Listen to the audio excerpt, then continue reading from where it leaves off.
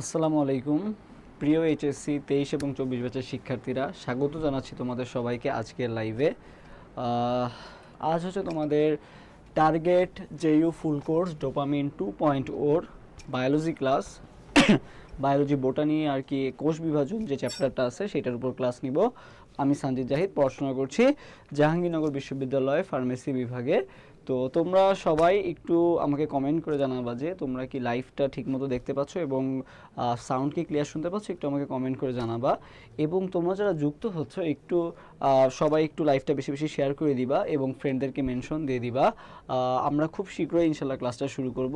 So সবাই আর কি তোমরা তোমাদের জায়গা থেকে একটু লাইভটা শেয়ার করে রাখো এবং আশা করি ক্লাসটা থেকে তোমরা অনেক কিছু জানতে পারবা এবং অনেক নতুন কিছু শিখতে পারবা, যেটা তোমাকে অ্যাডমিশনে অন্যদের থেকে খুব এগিয়ে রাখবে এবং ভালো ফলাফল করতে সাহায্য করবে। সো আই হোপ তোমরা সবাই একটু লাইভটা শেয়ার করবা এবং ফ্রেন্ডদেরকে মেনশন দিয়ে দিবা। আমিও খুব দ্রুত ক্লাসে শুরু করবো আর কি, সবাইকে একটু মেনশন দিয়ে নিই।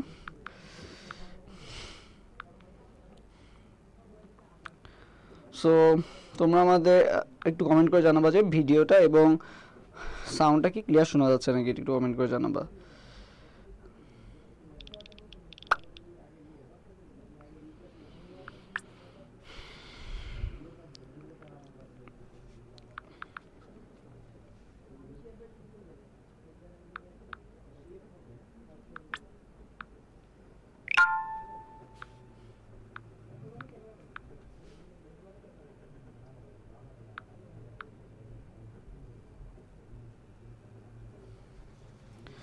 সো সবাই আর কি দ্রুত যুক্ত হয়ে যাও এবং ক্লাসটা বেশি বেশি শেয়ার করে দাও এবং তোমাদের টাইমলাইনে ক্লাসটা শেয়ার করে রাখো, কারণ এই ক্লাসটা পরবর্তীতে তোমাদের অনেক কাজে লাগবে আর কি, আশা করি।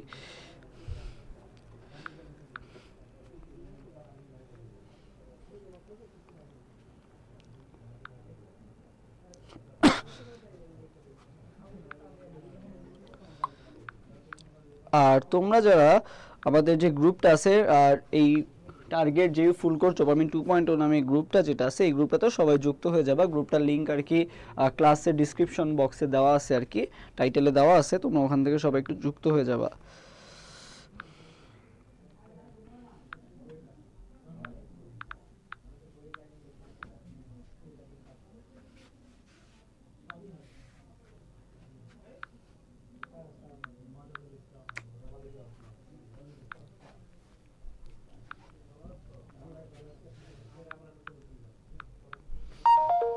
সো তোমরা সবাই একটু শেয়ার করা হলে একটু ডান কমেন্ট করবা আর কি, দেখি কে কে শেয়ার করছো। তোমাদের জন্য একটা পুরস্কার থাকবে আর কি যারা যারা শেয়ার করবা। এবং কালকে কিন্তু অনেকের বিইউপি পরীক্ষা। সো তোমরা যারা বিইউপি ভর্তি পরীক্ষা দিচ্ছ তোমাদের সবার জন্য শুভকামনা রইল। এবং বিইউপি বা অ্যাডমিশন রিলেটেড কারো কোনো কোশ্চেন থাকলেও কমেন্টে জানাতে পারো আর কি। ওকে,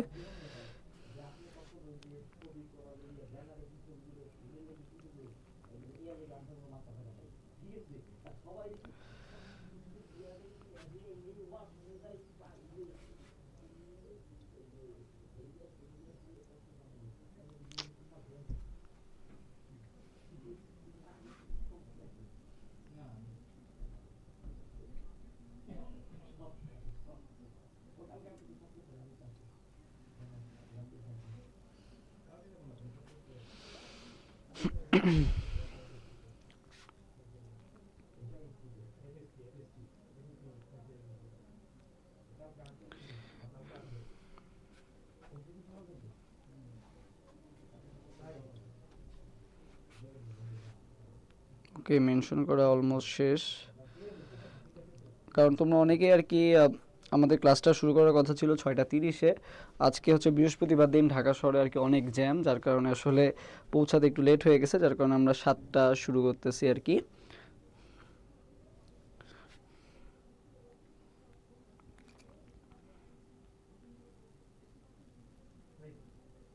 ওকে, সো চলো আমরা শুরু করি।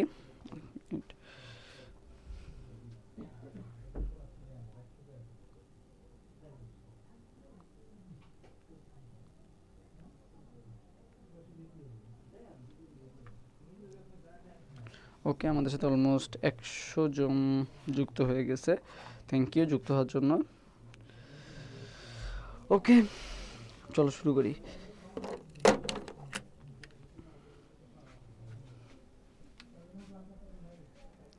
আচ্ছা, এবার তোমাদের কমেন্টগুলো একটু পড়ে, তোমাদের কমেন্ট করে জানাতে বলছিলাম, যে কোনো সমস্যা হলে বা ইয়া হলে জানাতে।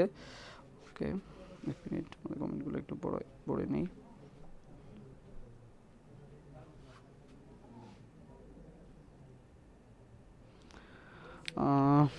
রকি কমেন্ট করছে, কেমন আছেন? এই তো আলহামদুলিল্লাহ ভালো আছি, তুমি কেমন আছো? তামিম আহমেদ কমেন্ট করছেন, আসসালামু আলাইকুম। ওয়ালাইকুম আসসালাম। সঞ্জনা সিলভি মেনশন করছে, থ্যাংক ইউ সঞ্জনা সিলভি। আচ্ছা, হামিদি কমেন্ট করছে, সাউন্ড ক্লিয়ার আছে, ওকে, থ্যাংক ইউ জানানোর জন্য। মাশরাফিয়া জেরিন কমেন্ট করছে, আসসালামু আলাইকুম। ওয়ালাইকুম আসসালাম। সুমায়া কমেন্ট করছে, আসসালামু আলাইকুম। তোমাকেও ওয়ালাইকুম আসসালাম। আচ্ছা, ওকে, মাসকাত মাইশাও সালাম দিছেন, ওকে, থ্যাংক ইউ। চলো আমরা এখন তাহলে শুরু করি আর কি আমাদের আজকের লেকচার, জীববিজ্ঞান প্রথম পত্র, কোষ বিভাজন।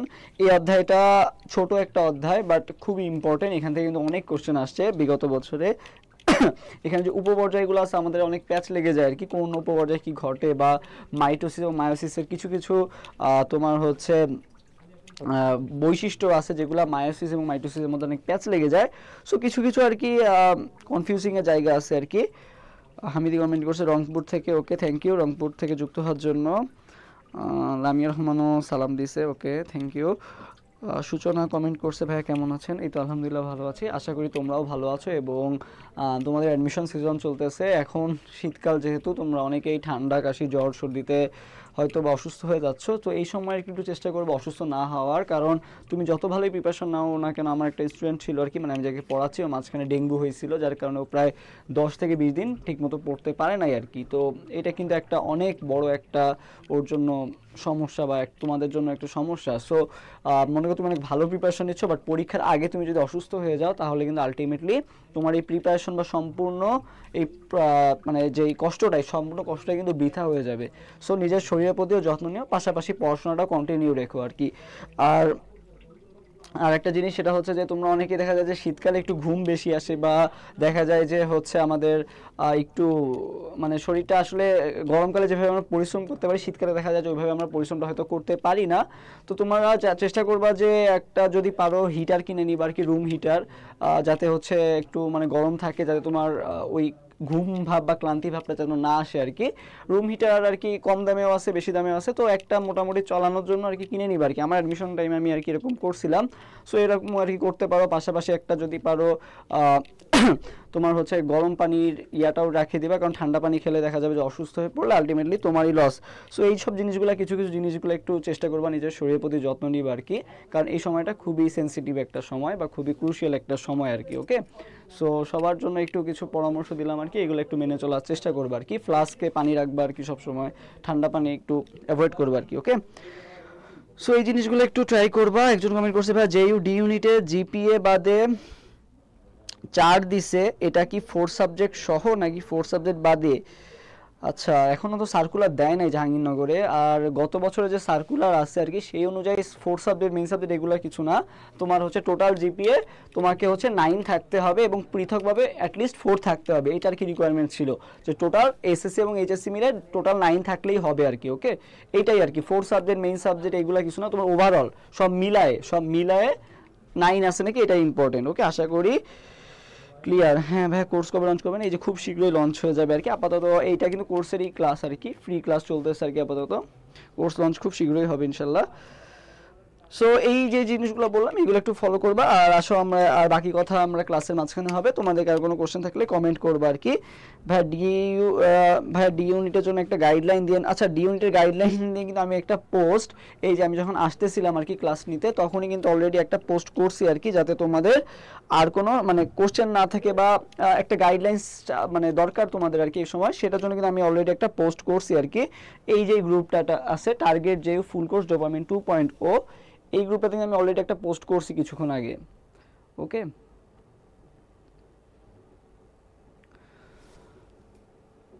সো গ্রুপটা দেখাই দিলাম। এই গ্রুপটায় সবাই একটু অ্যাড হয়ে যাবা। এখানে আর কি আমরা হচ্ছে সব ধরনের দিক নির্দেশনা, কোন ইউনিটের প্রিপারেশন কীভাবে নিতে হয়, সব কিছু কিন্তু এই গ্রুপে বলা হয় আর কি। সো সবাই একটু এই গ্রুপটাতে অ্যাড হয়ে যাবা। আমি দরকার হলে গ্রুপটা মেনশনও করে দিব আর কি। তো চলো আমরা আর কি শুরু করে দিই ক্লাসটা। আচ্ছা, গ্রুপটা আমি দরকার হলে মেনশনও করে দিই, যাতে তোমাদের আর কষ্ট করে খুঁজতে না হয়, কারণ অনেক সময় দেখা যায় কমেন্টে মেনশন করলে আসলে লিঙ্কটা ভাবে আসে না আর কি, এজন্য মেনশন করি না খুব একটা।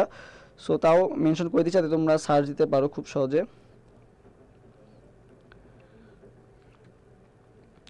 ডি ইউনিট কি শর্ট সিলেবাস নাকি ফুল সিলেবাস? আচ্ছা, এটা হচ্ছে তোমার সার্কুলার দিলে আমরা আসলে ক্লিয়ারলি বলতে পারবো। এখন আসলে একটা, তো আমি তোমাদের যেটা সাজেস্ট করবো আর কি, যে শর্ট নাকি ফুল এইটা নিয়ে আমি তোমাদের যেটা সাজেস্ট করবো সেটা হচ্ছে আপাতত তোমরা শর্টটায় বেশি ফোকাস দাও, কারণ হচ্ছে ফুল যদি বলে তখন তোমরা ফুলের চ্যাপ্টারগুলো পড়া শুরু করলা, বাট যদি তোমাকে শর্টেই হয় তাহলে তো ফুলের চ্যাপ্টারগুলো পড়লে তোমার আলটিমেটলি লস, তাই না? সো তুমি একটা চেষ্টা করো যে যতদিন না সার্চগুলো খুব শীঘ্রই দিয়ে দিবে, তো যতদিন না দেয় ততদিন তুমি শর্ট পড়ে কমপ্লিট করে রাখো। যদি মনে করো তোমাকে ফুল সিলেবাসের ঘোষণা আসে, তাহলে শর্ট নিয়ে যাতে তোমার আর মাথা ব্যথা করা না লাগে, যেই সময়টা থাকবে ওই সময়টা তুমি ফুলটা ভালো মতো শেষ করতে পারবে আশা করি, ঠিক আছে? সো শর্ট, আর যদি মনে করো যদি শর্টই বলে তাহলে তো তোমার শর্ট অলরেডি একবার কমপ্লিট আছে, আবার রিভিশন দিতে পারবে অনেক ভালো মতোই আর কি। হ্যাঁ, পেইড কোর্স লঞ্চ হবে আর কি। ওকে, আচ্ছা, সার্কুলার কি চেঞ্জ হওয়ার পসিবিলিটি আছে? না, পসিবিলিটি নাই, হয়তো বা রিকোয়ারমেন্টস হালকা পাতলা একটু চেঞ্জ হইতেও পারে আর কি। ওকে, সো আশা করি এখন আমরা ক্লাসে ঢুকি আর কি। ওকে, আচ্ছা, সো দেখো ফার্স্টে আমাদের অধ্যায়টা হচ্ছে কোষ বিভাজন। সো একটা সেল কিভাবে তোমার হচ্ছে ডিভিশন হয় আর কি, এটা নিয়ে আর কি অধ্যায় আলোচনা করা আর কি। সো দেখো ফার্স্টে আমাদের, আমরা জানি যে সেল ডিভিশনকে আমরা কয় ভাগে ভাগ করতে পারি। আচ্ছা, একটা মিনিট। ওকে, আচ্ছা, তো সেল ডিভিশনে আমরা শুরু করার আগে আমাদের আগে জানতে হবে যে সেল ডিভিশন কয় প্রকার। আমরা জানি যে 3 প্রকার, ঠিক আছে? অ্যামাইটোসিস, মাইটোসিস আর মিওসিস। ওকে, সো এখানে তোমাকে ফার্স্টে যেটা আলোচনা করা হয়েছে অ্যামাইটোসিস। সো অ্যামাইটোসিসকে আমরা কি বলতে পারি? ওকে, আচ্ছা,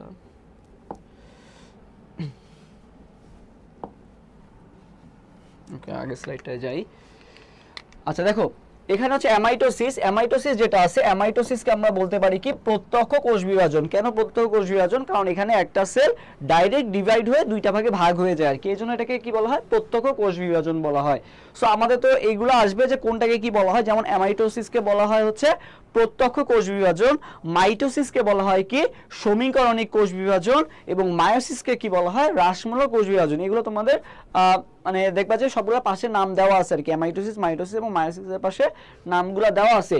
সো কোশ্চেন যেটা আসবে আমাদের সেটা হচ্ছে এই যে কোষ বিভাজনটা এটা আবিষ্কার করছিল কোন বিজ্ঞানী, ঠিক আছে?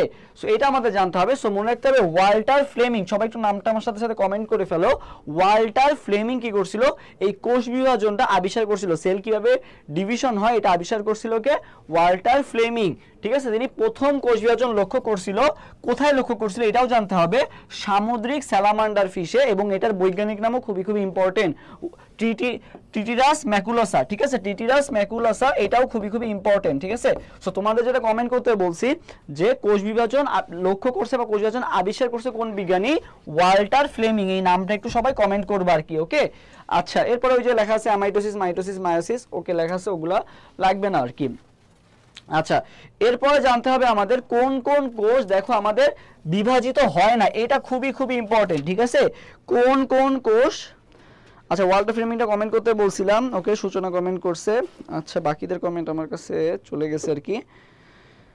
আচ্ছা, সাল লাগবে না আপাতত, নামগুলাই জাস্ট কমেন্ট করো। সুপ্রিয় পাল কমেন্ট করছে। ওকে, কমেন্ট করতে থাকো তোমরা একটু ওয়াল্টার ফ্লেমিং নামটা, যাতে ভুল না হয়। প্রথম কোষ বিভাজন লক্ষ্য করছে আর কি। সো কোন কোন কোষ আমাদের হচ্ছে একেবারেই কি হয় না? বিভাজিত হয় না। সেটা মনে রাখার উপায় কি? পলাশ। কি? পলাশ, ঠিক আছে? পলাশের পতে কি বলতো? পতে হচ্ছে পেশি কোষ, ঠিক আছে? পতে মনে রাখবা হচ্ছে পেশি কোষ। পতে পেশি কোষ। লতে কি বলতো? লতে হচ্ছে লাল রক্ত কোষ, মানে হচ্ছে আরবিসি, ঠিক আছে? লতে কি? লাল রক্ত কোষ। আর শতে কি বলতো? শতে হচ্ছে স্নায়ু কোষ আর কি স্থায়ী কোষ, ঠিক আছে? সবাই একটু পলাশটা কমেন্ট করে ফেলো। পতে কি? পেশি কোষ, পেশি কোষ। লতে হচ্ছে কি কোষ? লাল রক্ত কোষ, মানে হচ্ছে আরবিসি। আর হচ্ছে শতে কি? স্নায়ু কোষ। শতে কি? স্নায়ু কোষ বা স্থায়ী কোষ, ঠিক আছে? স্নায়ু কোষ এবং স্থায়ী কোষ এরা হচ্ছে কি কখনো বিভাজিত হয় না। সো পলাশ কি হয় না? কখনো বিভাজিত হয় না। পলাশ কখনো বিভাজিত হয় না। পেশি কোষ আর হচ্ছে লাল রক্ত কোষ, আর শতে কি? স্নায়ু কোষ বা স্থায়ী কোষ, দুইটাই আর কি। ওকে, আচ্ছা, আর কিছু কিছু কোষ আছে এগুলো তো বিভাজিত হয়ই না, আর কিছু কিছু কোষ আছে অনেক দ্রুত বিভাজিত হয়। কি হয়? অনেক দ্রুত বিভাজিত হয়। কারা? ভ্রূণ কোষ। কারণ কি ভ্রূণ অবস্থায় আছে, ওর কি আস্তে আস্তে মানুষে পরিণত হতে হবে, তাই না? সো এটা কি অনেক দ্রুত বিভাজন হওয়া লাগে, তার অঙ্গ গঠন করা লাগবে, এবং এটা কি হবে আস্তে আস্তে যেহেতু একটা পূর্ণাঙ্গ মানে শিশুতে পরিণত হতে হবে, এই জন্য এটা কি দ্রুত বিভাজন দরকার, তাই না? তো এইটা মনে রাখবা, দ্রুত বিভাজিত হয় কোনটা? ভ্রূণ কোষ হয়। তারপর দেখো এই যে আমার একটা মনে করো গাছের মূল আছে, ঠিক আছে? সো মূলের কোন কোষটা বৃদ্ধি পায় বলো তো? একেবারে শীর্ষে যে কোষটা থাকে, এই যে মনে করো এই যে একটা গাছের যে মূলগুলো আছে, এই মূলের কোন কোষটা বৃদ্ধি পায় বলো তো? শীর্ষ। মূলই তো আস্তে আস্তে বৃদ্ধি হয়, তাই না? সো মূলের বৃদ্ধি পেতে গেলে কোনটা বৃদ্ধি হওয়া লাগে বলো তো? এই শীর্ষ কোষটা বৃদ্ধি হওয়া লাগে। সো মূল আর কাণ্ডের যে শীর্ষ কোষটা আছে, সেই শীর্ষ কোষটা বিভাজিত হয়। আর একটা কি বলতো? মেরিস্টেম কোষ। কোন কোষ? মেরিস্টেম কোষ। এই তিনটা হচ্ছে আমাদের কি হয়? দ্রুত বিভাজিত হয় আর কি। ওকে, সো সবাইকে যেটা কমেন্ট করতে বলছিলাম, পলাশ কমেন্ট করতে বলছিলাম, মহুয়া সুলতানা কমেন্ট করছে, পলাশ। আচ্ছা, মাসকাত মাইশা কমেন্ট করছে, তিথি কমেন্ট করছে, সূচনা কমেন্ট করছে। ওকে, আচ্ছা, মুনিয়াত মাইশা সবগুলো লেখেও দিছে, thank you. Safia Akter comment করছে, সিলভি কমেন্ট করছে। ওকে, থ্যাংক ইউ কমেন্ট করার জন্য। আমরা নেক্সট স্লাইডে যাই। এখানে কি বলা হয়েছে যে এখানে হচ্ছে আমাদের কোষ বিভাজনের কি দেওয়া আছে বলতো? বিভিন্ন দশা দেওয়া আছে, যে কোন দশায় কি কি হয় আর কি। তো তার আগে আমরা জেনে আসি যে অ্যামাইটোসিস সম্পর্কে আমাদের জানতে হবে, যে অ্যামাইটোসিস কোথায় কোথায় হয়, মানে কোন কোন সেলে অ্যামাইটোসিস হয়। এটা মনে রাখার একটা শর্টকাট ট্রিক্স হচ্ছে, মনে রাখবা আমি আদি, ঠিক আছে, বাকি না। এটা একটু সবাই আমার সাথে সাথে কমেন্ট করে ফেলো, আমি আদি বাকি না, ঠিক আছে? আমি আদি বাকি না, ঠিক আছে? এটা একটু আমার সাথে সাথে সবাই কমেন্ট করে ফেলো, আমি আদি বাকি না। এটা একটু আমার সাথে সাথে সবাই কমেন্ট করে ফেলো, দেখি কে কমেন্ট করো।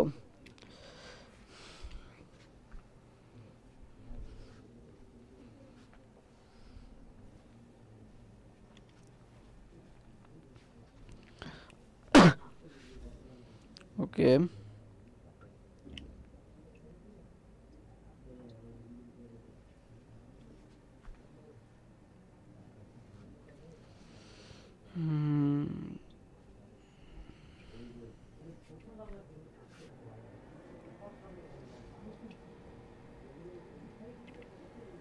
ওকে, আচ্ছা,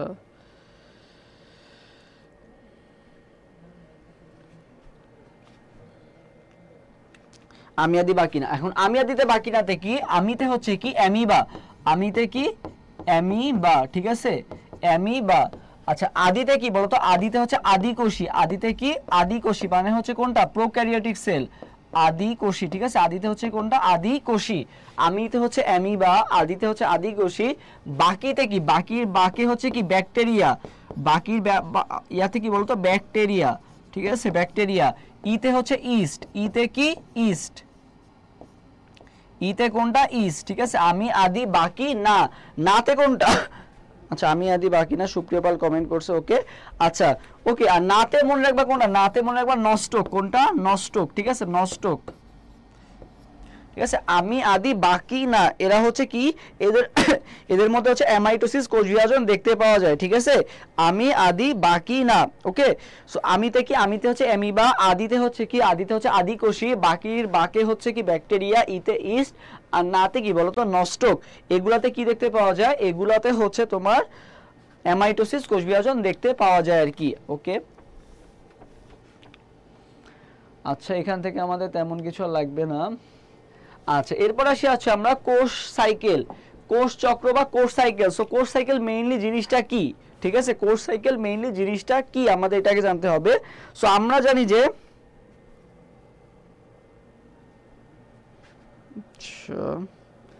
সো আমরা জানি যে আমাদের হচ্ছে কোষ বিভাজন যখন হয়, সো তখন হচ্ছে কি হয় বলো তো, ফার্স্টে হচ্ছে আমরা একটা হচ্ছে ইন্টারফেস পর্যায়ে, মানে একটা কোষ ডিভিশন হওয়ার আগে তার কি হবে প্রস্তুতি, মানে তুমি একটা জায়গায় যাবা, একটা ট্যুরে যাচ্ছ বা একটা কোথাও যাচ্ছ, তার আগে কি তোমার প্রস্তুতি নেওয়া লাগে না? এই প্রস্তুতি মনে করো যেই টাইমটা তুমি ডিভিশন করবা তার থেকে তোমার প্রস্তুতি পর্যায়টা কি হবে অনেক বেশি হবে। যেমন হচ্ছে তোমার এই যে এম ফেজ মানে হচ্ছে যেখানে বিভাজিত হয় সেইটার সময় মাত্র কত পার্সেন্ট, 5 থেকে 10%, ঠিক আছে, মানে বিভাজনের সময়টা কত, মাত্র 5 থেকে 10%। আর প্রস্তুতির সময়টা কত, 90 থেকে 95%। কত পার্সেন্ট, 90 থেকে 95%। সবাই একটু আমার সাথে সাথে কমেন্ট করো তো, 90 থেকে 95 একটু কমেন্ট করো তো, এটা অবশ্যই কমেন্ট করতে হবে, ঠিক আছে। ইন্টারফেস মানে হচ্ছে প্রস্তুতি পর্যায়, ইন্টারমিডিয়েট, ঠিক আছে। তুমি কি অনেক আছে না ইন্টারমিডিয়েট অবস্থা থেকে কি করা হয়, ভার্সিটির জন্য প্রস্তুতি নেওয়া হয় না? সো ইন্টারফেস মানে হচ্ছে কি প্রস্তুতি পর্যায়, ইন্টারফেস মানে কি প্রস্তুতি পর্যায়। এই প্রস্তুতি পর্যায়ের সময় কত, 90 থেকে 95% সময় ব্যয় হয় প্রস্তুতি পর্যায়ে। বাকি যে টাইমটা থাকে মানে কত, 90 আর 95 মানে কত, 10, 5 থেকে 10, 95 মানে 5 বাকি আছে, আর 90 মানে কত বাকি আছে, 10 বাকি আছে। সো ওই 5 থেকে 10% সময়টা ব্যয় হয় কোথায়, এম ফেজে, ওকে। আর বাকি যে সময়টা সেটা কোথায় ব্যয় হয়, এটা হচ্ছে ইন্টারফেজে ব্যয় হয় আর কি, ওকে। আচ্ছা 90 থেকে 95% কমেন্ট করতে বলছিলাম, ওকে করো। আচ্ছা, সো এই ইন্টারফেস যেটা আছে এটাকে আমরা আবার কয় ভাগে ভাগ করতে পারি, 3 ভাগে। কি কি, G1 মানে হচ্ছে গ্যাপ 1 S, আর একটা কি বলতো G2, G1 S G2, G1 S G2, ওকে। সো এইটাই আবার কোনটায় কত পার্সেন্ট সময় লাগে এটা কিন্তু পরীক্ষায় অনেক আসে, ঠিক আছে। এটা অনেক আসে যে G1 এ কত পার্সেন্ট সময়, G2 তে কত, আর এসে কত পার্সেন্ট সময়, ঠিক আছে। সো মনে রাখবা G1 এ হচ্ছে তোমার কত পার্সেন্ট সময়, 30 to 40 মানে 30 থেকে 40% সময় ব্যয় হয় কোথায়, G1 এ। কত, 30 থেকে 40, ঠিক আছে, 30 থেকে 40। এসে ব্যয় হয় কত, 30 থেকে 50, ঠিক আছে। তাহলে কি বললাম, G1 এ হচ্ছে 30 থেকে 40, আর এসে কত, 30 থেকে 50। ফার্স্টে তো G1, তারপরে S, তারপরে কি G2। সো G1 এ হচ্ছে 30 থেকে 40, S এ আরেকটু বেশি 30 থেকে 50। আচ্ছা, এরপরে দেখো আমরা আসি কোথায়, G2 তে। এরপরে কোথায় আসবো, G2 তে। তাহলে G2 তে কত, G2 তে মনে রাখবা 10 থেকে 20%। G2 তে কত মনে রাখবা, 10 থেকে 20%। 10 এর ডাবল কত, 20 না, 10 দুগুণা 20 না, এই জন্য G2, 10 দুগুণা কত, 20, 10 এর ডাবল কত, 20। তাহলে G2 তে কত হবে, 10 থেকে 20% সময়। সবাই একটু এই তিনটা মান একটু কমেন্ট করে ফেলো, 30 থেকে 40, 30 থেকে 50, 10 থেকে 20, 30 থেকে 40, 30 থেকে 50, আর কত, 10 থেকে 20। এটা এভাবে মনে রাখতে পারো। দেখো এখানে গ্যাপ কত, 30 থেকে 40 এর মাঝখানে গ্যাপ কত বলো তো, 10, আর 30 থেকে 50 এর মাঝখানে গ্যাপ কত বলো তো, 20। তাহলে এর পরেরটা হবে কত, এই যে 10 থেকে 20, ওকে। 30 থেকে 40 এর মধ্যে গ্যাপ 10, আর 30 থেকে 50 এর মধ্যে গ্যাপ হচ্ছে 20। তাহলে পরেরটা হবে কত, G2টা কত হবে, ওই 10 থেকে 20% সময় আর কি। সো এই তিনটা মান একটু কমেন্ট করে ফেলবা সবাই। সো দেখো আমাদের এই যেটাই লেখা আছে যে আমাদের স্তন্যপায়ীদের ক্ষেত্রে 5 থেকে 10 ভাগ সময় ব্যয় হয় হচ্ছে এম ফেজে, একটু যেগুলো পড়ে আসলাম, এবং ইন্টারফেজে ব্যয় হয় 90 থেকে 95 ভাগ সময়।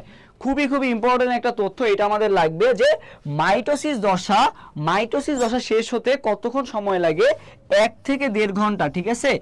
1 থেকে কত, 1.5 ঘন্টা, 1 থেকে 1.5 ঘন্টা সময় ব্যয় হয় কোথায়, তোমার মাইটোসিস দশায়। সবাই একটু আমার সাথে সাথে টাইমটা একটু কমেন্ট করে ফেলো।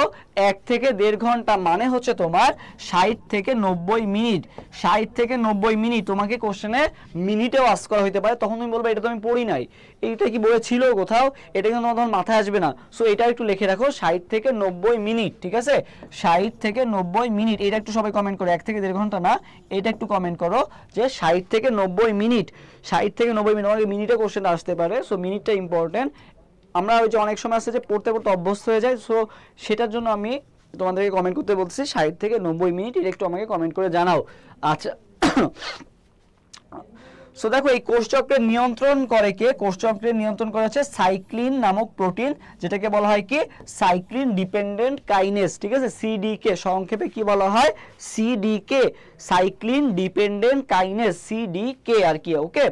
আচ্ছা, সো এখান থেকে এগুলা জাস্ট একবার পড়ে নিবা, এগুলা বইয়ে নাই খুব একটা, সো এইগুলা পড়ে নিব আর কি। সাইক্লিন ডির কাজ কি, সাইক্লিন ইর কাজ কি, এর কাজ কি, আর হচ্ছে সাইক্লিন বির কাজ কি। সো এর মধ্যে আমাদের খুবই খুবই ইম্পর্টেন্ট হচ্ছে সাইক্লিন এর কাজটা, খুবই খুবই ইম্পর্টেন্ট। সাইক্লিন এর কাজটা কি, এস পর্যায়ে ডিএনএ রেপ্লিকেশন ও সক্রিয় এবং ত্বরান্বিত করা কার কাজ, সেটা হচ্ছে সাইক্লিন এর কাজ। আর প্রস্তুত করা কার কাজ, যদি বলে প্রস্তুত করা কার কাজ, প্রস্তুত করা কাজ হচ্ছে ইর কাজ। তাইলে এর কাজ কি, তোমার গতিটাকে বাড়ানো বা হচ্ছে সক্রিয় বা অ্যাক্টিভ করা কার কাজ, এতে কি মনে রাখবা, অ্যাক্টিভ, ঠিক আছে। এর ফুল ফর্ম কি মনে রাখবা, অ্যাক্টিভ, ঠিক আছে। এতে কি অ্যাক্টিভ, তাইলে রেপ্লিকেশন প্রক্রিয়া এস দশায় হচ্ছে রেপ্লিকেশন ঘটে আর কি। সো সেটাকে কি করা, সক্রিয় বা অ্যাক্টিভ করা কার কাজ, সাইক্লিন এর কাজ। ওকে, সাইক্লিন এতে অ্যাক্টিভ, অ্যাক্টিভের কাজ কি, কোষ রেপ্লিকেশনকে কি করা, সক্রিয় করা। আর প্রস্তুত করা কার কাজ, ইর কাজ। এই দুটো হচ্ছে প্যাচ লেগে যায়, এই জন্য আলাদা করে দিলাম। ইর কাজ কি, প্রস্তুত করা, আর এর কাজ কি বলতো, সক্রিয় করা। সো সবাই একটু কমেন্ট করবা এ ফর অ্যাক্টিভ, ঠিক আছে। সাইক্লিন এ মানে কি, অ্যাক্টিভ করা, এতে কি অ্যাক্টিভ করা। ওকে, আচ্ছা। এরপরে দেখো আমাদের তো দশা আমরা পড়লাম যে তিনটা, G1 S G2। সো এই G1 থেকে S, তারপরে এস থেকে যে G2 তে নিতে হয়, এইটা আবার কে কাজ করে, এটা হচ্ছে সাইক্লিন ডি কাজ করে। কে কাজ করে, ডি কাজ করে। G1 থেকে S এবং S থেকে G2 এই কাজটা করে কে, সাইক্লিন ডি কাজ করে আর কি। ওকে, সো এটুকু মনে রাখলেই হবে আর কি। সো আমরা এবার নেক্সট স্লাইডে যাই। সবাইকে কমেন্ট করতে বলছিলাম যে এতে অ্যাক্টিভ, এটা একটু সবাই কমেন্ট করে জানাও। ওকে, শারমিন সুলতানা কমেন্ট করছে, তিথি কমেন্ট করছে, মহুয়া সুলতানা, ওকে, মাসকাত মাইশা, থ্যাংক ইউ। আচ্ছা, এরপরে দেখো আমাদের দশাগুলো টাইমগুলো দেওয়া আছে যে 30 থেকে 40, 30 থেকে 50, 10 থেকে 20। ওকে, সো আমরা তো পড়লাম যে G1 থেকে S এবং S থেকে G2। বলো তো কোন প্রোটিনটা আমাদের G1 থেকে S এবং S থেকে G2 তে নিয়ে গেছিল, কোন প্রোটিনটা, মানে কোন সাইক্লিনটা, আমাকে একটু জানাও তো দেখি। সাইক্লিন এ, সাইক্লিন ডি, সাইক্লিন সি, নাকি সাইক্লিন ই, কোনটা বলছিল বলো তো, আমাকে একটু জানাও তো যে কোনটা আমাদের G1 থেকে S এবং S থেকে G2 তে নিয়ে গেছিল, কোন সাইক্লিনটা, একটু কমেন্ট করে জানাও তো। আচ্ছা, একজন কমেন্ট করছে অলরেডি। সো মনে রাখবা G1 থেকে S, S থেকে G2 এইটা নিয়ে যায় কে, এটা নিয়ে যায় হচ্ছে সাইক্লিন ডিটা। কে, সাইক্লিন ডিটা। এখন G1 থেকে S গেছি, S থেকে G2 গেছি, এখন G2 পরে কে, G2 তো লাস্ট, G2 তো ইন্টারফেজের কি লাস্ট পর্যায়ে না, এরপরে তো ওরা কোথায় চলে যাবে, প্রস্তুতি পর্যায়ে শেষ, এরপরে বিভাজনে চলে যাবে, মানে এম ফেজে চলে যাবে। সো ওই G2 থেকে তোমার কি করতে হবে, এম ফেজ মানে মাইটোসিসে নিয়ে যেতে সাহায্য করে একটা ফ্যাক্টর, যেটার নাম কি, ম্যাচুরেশন প্রমোটিং ফ্যাক্টর। ঠিক আছে, কি বলা হয়, ম্যাচুরেশন প্রমোটিং ফ্যাক্টর।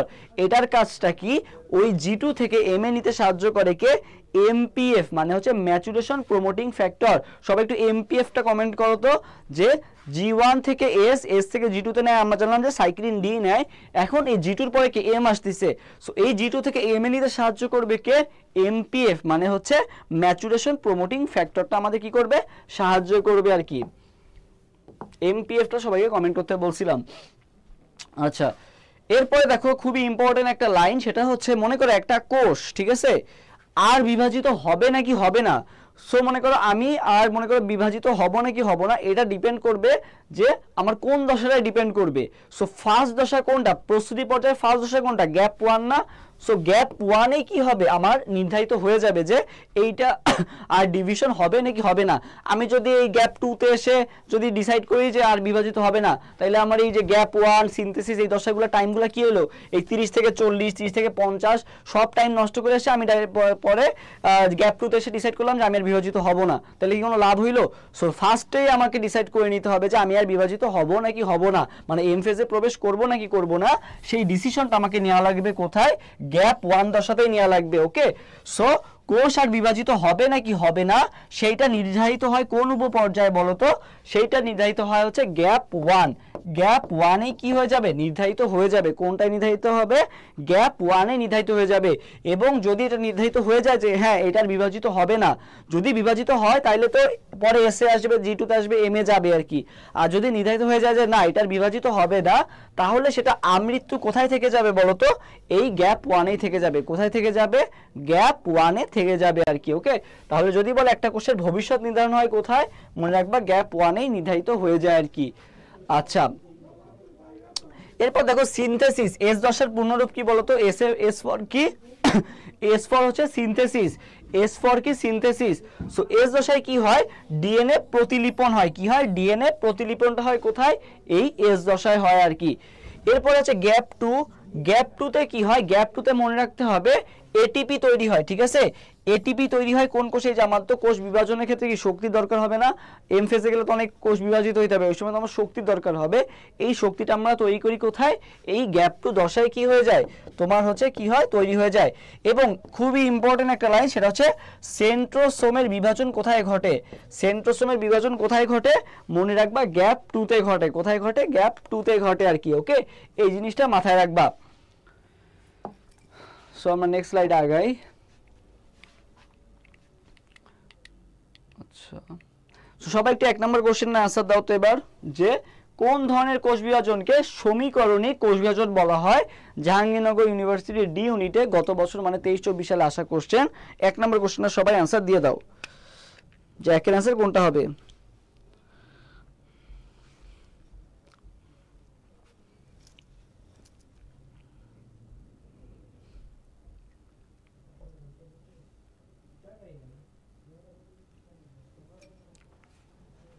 ওকে, একের বি। আচ্ছা হ্যাঁ, আমরা জানি যে কি বলা হয় অ্যামাইটোসিস, মাইটোসিস, মিয়োসিস। ক্লাসের শুরুতেই বলছিলাম অ্যামাইটোসিসকে বলা হয় প্রত্যক্ষ, মাইটোসিসকে বলা হয় সমীকরণিক, এবং মায়োসিসকে কি বলা হয়? হ্রাসমূলক। সো দেখো এটা কিন্তু সহজ কোশ্চেন, যে সমীকরণিক কোষ বিভাজন কাকে বলা হয়? মাইটোসিসকে বলা হয় আর কি। ওকে, সো এটা সহজ ছিল। নেক্সট কোশ্চেনে যাই। কোষ চক্রের মোট সময় শতকরা কত ভাগ ডিএনএ প্রতিলিপনে ব্যয় হয়? একটু ট্রিকি আছে, ঠিক আছে, ডাইরেক্ট বলে দেয় নাই, ঠিক আছে, তোমাকে আজ করা হয়েছে যে ডিএনএ প্রতিলিপনে ব্যয় হয় কত ভাগ সময়। দেখি সবাই 2 নম্বর কোশ্চেনের আনসার দাও, যে 2 এর আনসার কোনটা হবে? 2 নম্বর কোশ্চেনের আনসার দাও, যে 2 এর আনসার কোনটা হবে?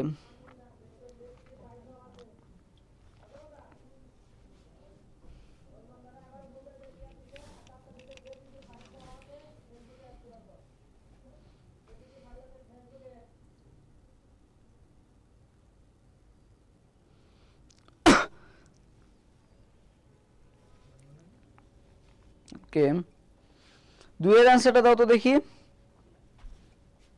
দেখো কোশ্চেন কিন্তু ডাইরেক্ট আসে নাই, বুঝছো?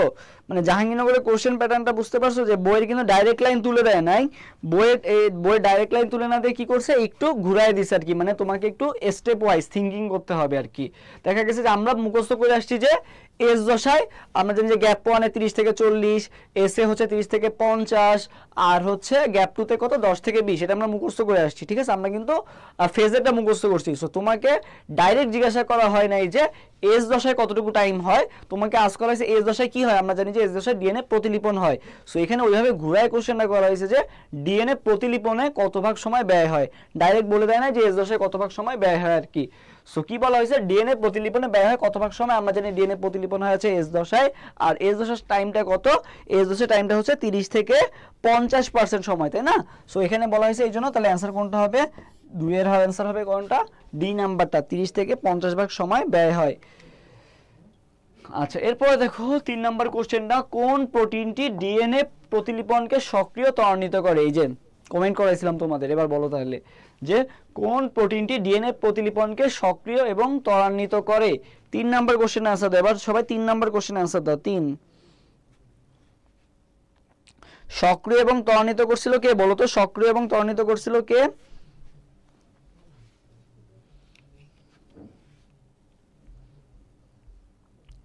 সক্রিয় এবং ত্বরান্বিত করছিল কে? 3D। আচ্ছা, 3 একজন ডি কমেন্ট করছো, ওকে, বাকিরাও কমেন্ট করো।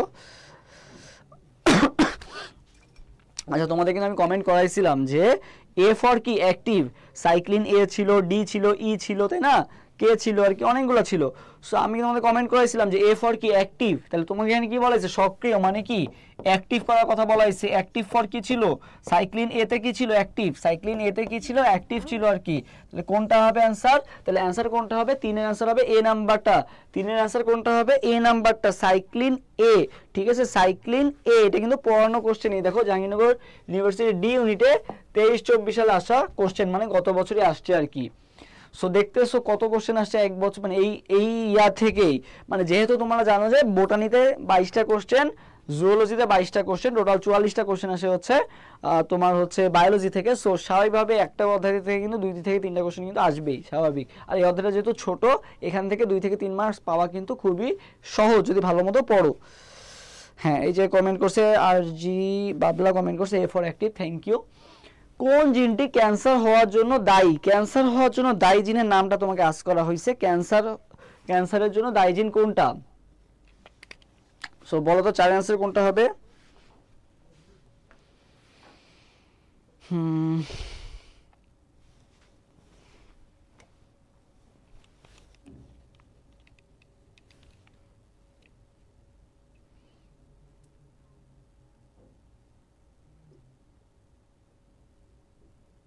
আচ্ছা, হ্যাঁ 4-এর এও কমেন্ট করছে, অনেকে অনেকে বিও কমেন্ট করছে। আচ্ছা ওকে,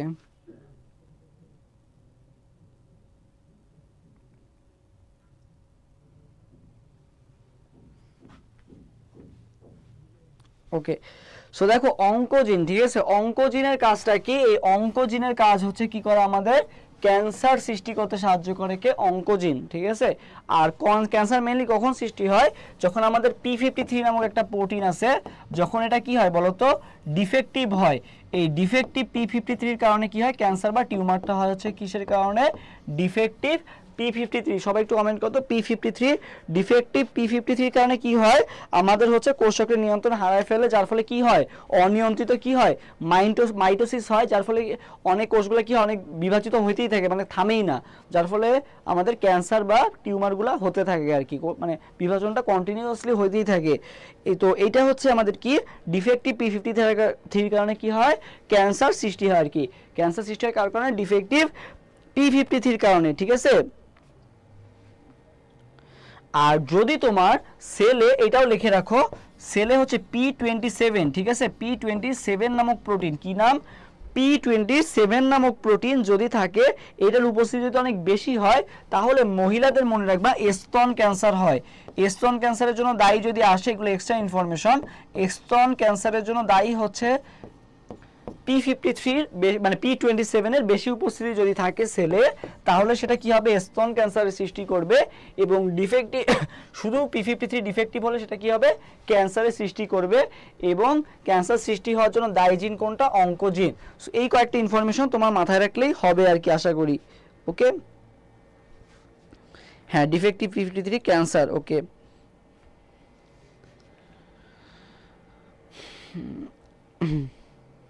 আচ্ছা ওকে, থ্যাংক ইউ। সো আমরা আবার একটু পড়ায় যাই, ফিরে যাই। ওকে,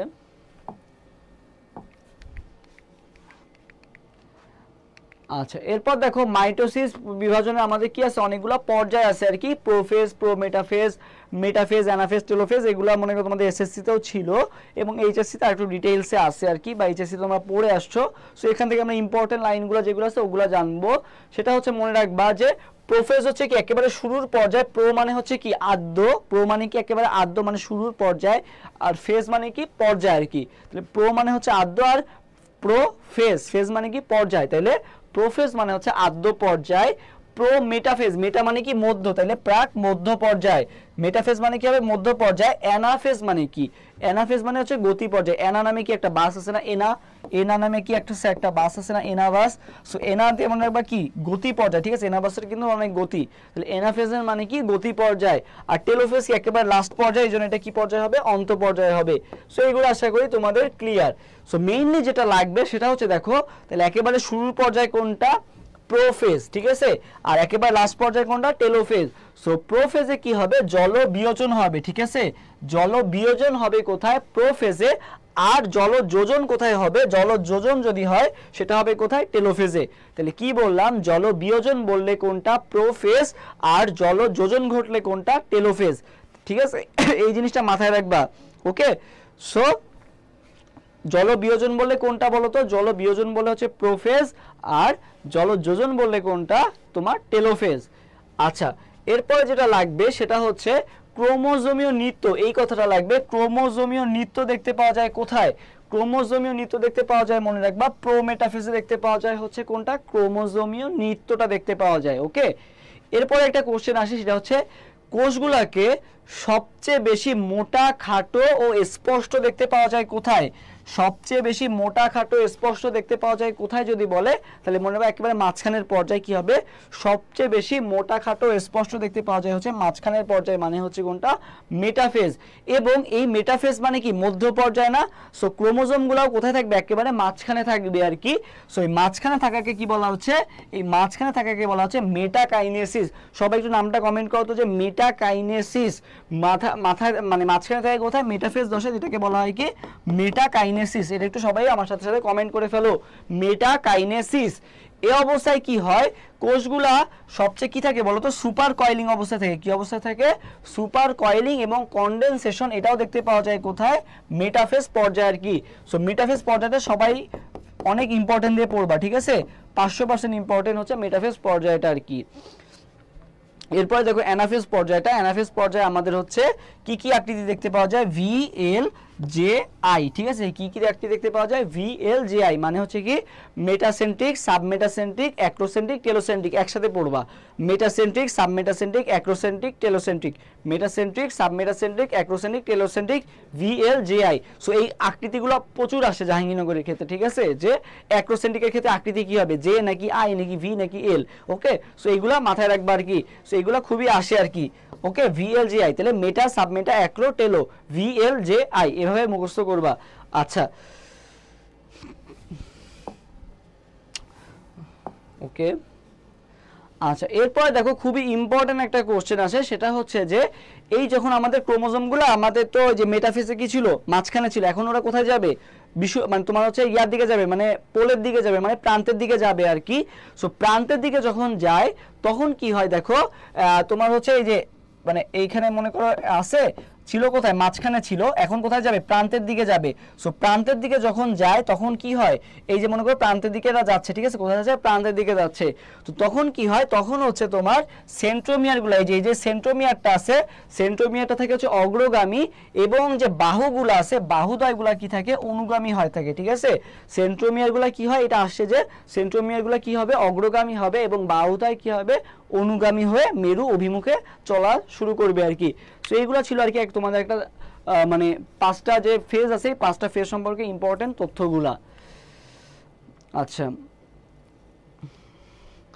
আচ্ছা, মেরুমুখী, মেটাকাইনেসিস, ওকে। আচ্ছা, সো যা যা পড়লাম এর মধ্যে একটা কোশ্চেন করি তোমাদেরকে, সেটা হচ্ছে বলো অ্যাক্রোসেন্ট্রিক, অ্যাক্রোসেন্ট্রিকের আকৃতি কি ছিল, VLJ এর মধ্যে কোনটা ছিল, মেটা, সাবমেটা, অ্যাক্রো, টেলো, তোমাদের এটাও বলে দিলাম। তাহলে বলো অ্যাক্রোসেন্ট্রিকের আকার কি ছিল, VLJI এর মধ্যে কোনটা ছিল বলো তো অ্যাক্রোসেন্ট্রিক, এটা একটু আমাকে কমেন্ট করে জানাও।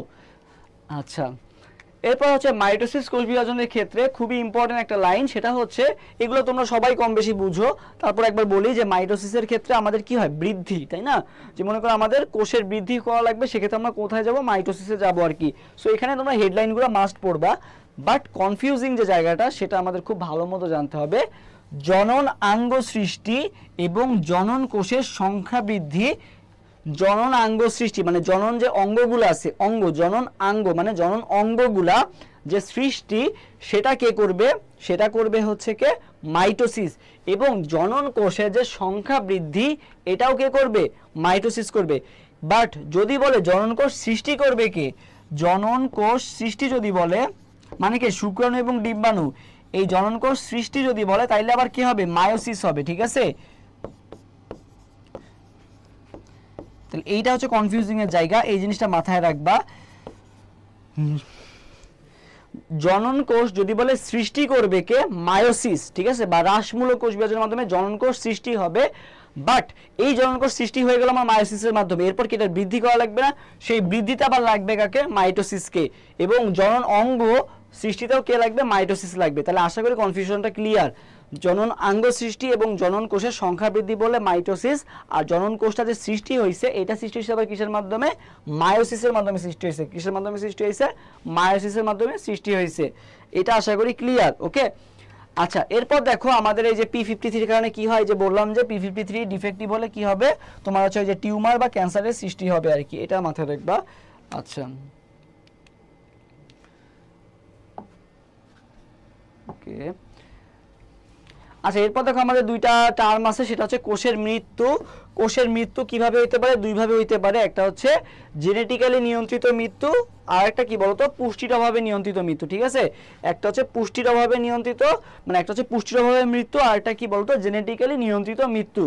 সো আমাদের জানতে হবে অ্যাপোপ্টোসিসটা কি আর নেক্রোসিসটা কি। ঠিক আছে, অ্যাপোপ্টোসিস আর একটা কি বলতো নেক্রোসিস। কোষের মৃত্যু দুইভাবে হইতে পারে, একটা হচ্ছে অ্যাপোপ্টোসিস আর একটা হচ্ছে নেক্রোসিস।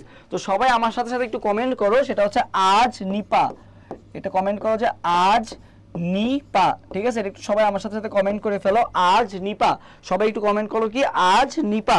ঠিক আছে, আজ নিপা, এটা একটু সবাই আমার সাথে সাথে কমেন্ট করে ফেলো, তারপরে বলবো যে আজ নিপাতে কি হলো। সবাই একটু আমার সাথে সাথে কমেন্ট করো যে আজ নিপা। ঠিক আছে, আজ নিপা। ঠিক আছে, আজ নিপাতে কি? আতে হচ্ছে কি আমরা জানি যে অ্যাপোপ্টোসিস, আতে কি অ্যাপোপ্টোসিস, আর জতে হচ্ছে মনে রাখবা জেনেটিক্যালি নিয়ন্ত্রিত মৃত্যু। যেতে কি জেনেটিক্যালি, জেনেটিক্যালি যদি মারা যায় সেটাকে আমরা বলবো কি অ্যাপোপ্টোসিস। আর নতে কি? নতে মনে রাখবা নেক্রোসিস। নতে কি? নেক্রোসিস। নেক্রোসিসটা কি? পথে হচ্ছে কি পুষ্টির অভাবে মৃত্যু। ঠিক আছে, পুষ্টির অভাবে। তাহলে আজ নিপা মনে রাখবা কি আজ নিপা। ঠিক আছে, তাহলে যদি পুষ্টির অভাবে মারা যায় সেটা কি হবে? নিপা, আজ নিপা। আতে অ্যাপোপ্টোসিস, জতে জেনেটিক্যালি নিয়ন্ত্রিত মৃত্যু, নিপা নতে হচ্ছে কি নেক্রোসিস, পথে হচ্ছে কি পুষ্টির অভাবে মৃত্যু। আজ নিপা অ্যাপোপ্টোসিস জেনেটিক্যালি নিয়ন্ত্রিত মৃত্যু, এবং নেক্রোসিস হচ্ছে কি পুষ্টির অভাবে নিয়ন্ত্রিত মৃত্যুকে কি বলা হয়? তোমার হচ্ছে নেক্রোসিস বলা হয় আর কি। পুষ্টির অভাবে নিয়ন্ত্রিত মৃত্যুকে কি বলা হয়? নেক্রোসিস বলা হয় আর কি। আচ্ছা ওকে, এই জিনিসটা সবাইকে কমেন্ট করতে বলছিলাম আজ নিপা। হ্যাঁ, কমেন্ট করছো অনেকেই। আচ্ছা, এখান থেকে আর ইম্পর্টেন্ট ইনফরমেশন লাগবে না, তোমাদের এই কটা মনে রাখলেই হবে আর কি, আজ নিপা। ওকে, এগুলো তো হয়েছে আমাদের। আচ্ছা ওকে, এবার সবাই 5 নাম্বার কোশ্চেনটার অ্যান্সার দাও যে কোষ বিভাজনের সময় বিষুবীয় অঞ্চলে ক্রোমোজোমের বিন্যস্তকে কি বলে? বিষুবীয় অঞ্চল। ঠিক আছে, বিষুবীয় অঞ্চল মানে কোথায়? এই যে মাঝখানটা আছে, এই যে মাঝখানটা আছে, এটাকে বলা হয় কি বিষুবীয় অঞ্চল। ঠিক আছে, বিষুবীয় অঞ্চল। দুইটা প্রান্ত, এই যে হচ্ছে একটা প্রান্ত, এই যে একটা প্রান্ত, এই দুইটা প্রান্তের মাঝখান যেটা আছে এটা হচ্ছে কি বলতো বিষুবীয় প্রান্ত। সো সবাই হচ্ছে 5 নাম্বার কোশ্চেনের অ্যান্সার দিতে লাগো, বিষুবীয়। 5 এর অ্যান্সার বি। আচ্ছা, তিথি কমেন্ট করছে বি। ওকে, সো আমরা তো জানি যে বিষুবীয় অঞ্চলে কোথায় থাকে, মাঝখানের পর্যায়ে কোনটা? Prophase, prometaphase, metaphase, anaphase, telophase. Metaphase কয় নাম্বার আছে? 3 নাম্বার আছে, মানে 5টা পর্যায়ে মাঝখানে আছে মেটাফেজ। তাহলে কোনটা হবে? মেটাকাইনেসিস। এই যে বিন্যস্তকে কি বলা হয়? মেটাকাইনেসিস বলা হয় আর কি, মাঝখানে যে বিন্যস্ত হচ্ছে আর কি মেটাফেজ। ওকে, বা মেটাকাইনেসিস পর্যায়ে, মানে মেটাফেজ পর্যায়ে মেটাকাইনেসিসটা দেখতে পাওয়া যায়। তাহলে অ্যান্সার কোনটা হবে? জেইউডি, গত বছরই আসা কোশ্চেন। তাহলে অ্যান্সার কোনটা হবে? মেটাকাইনেসিস হবে। অ্যান্সার কোনটা হবে? মেটাকাইনেসিস। ওকে, আশা করি ক্লিয়ার। 5 এর বি। 6 নাম্বারটা, ক্রোমোজোমের সেন্ট্রোমিয়ার সংযুক্তকারী তন্তুকে কি বলে? ক্রোমোজোমের সেন্ট্রোমিয়ার সংযুক্তকারী তন্তুকে কি বলে? সবাই 6 নাম্বার কোশ্চেনের অ্যান্সার দেওয়ার পরে।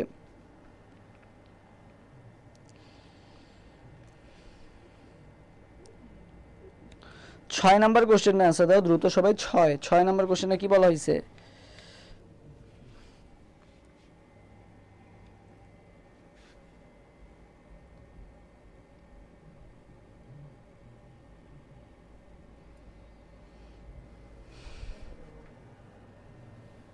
ছয়ের বি। ওকে,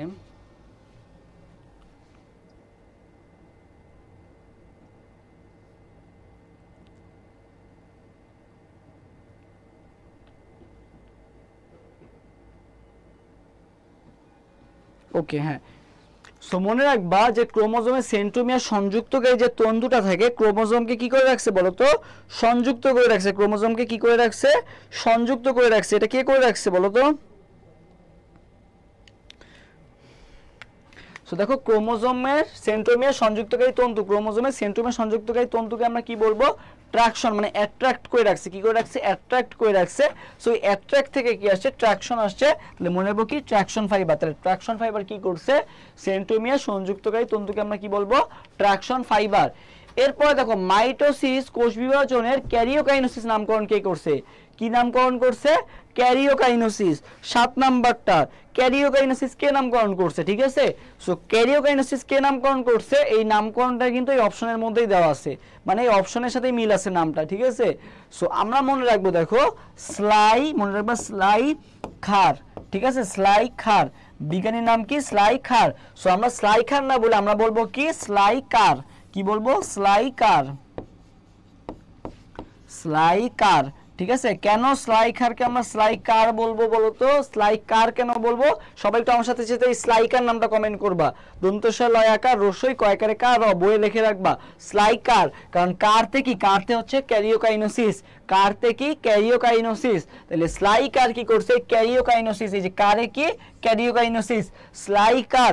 সবাই একটু আমার সাথে সাথে কমেন্ট করবা কি স্লাই কার, ঠিক আছে, নট স্লাই খার, মনে রাখবা কি স্লাই কার, ঠিক আছে। স্লাই কার কি করছে ক্যারিওকাইনোসিস, সিলভি অলরেডি কমেন্ট করেছে পেয়েছে খার, খার না কার, ঠিক আছে, স্লাই কার, ঠিক আছে, স্লাই কার। কেন কার, কারণ কারে হচ্ছে কি, কারে হচ্ছে ক্যারিওকাইনোসিসের যে শুরু, ক্যারিওকাইনোসিস কার দিয়ে শুরু, তাহলে কি হবে স্লাই কার। ওকে, তাহলে অ্যান্সার কোনটা হবে, ক্যারিওকাইনোসিস নামকরণ কি করছে বিজ্ঞানী স্লাই কার নামকরণ করছে।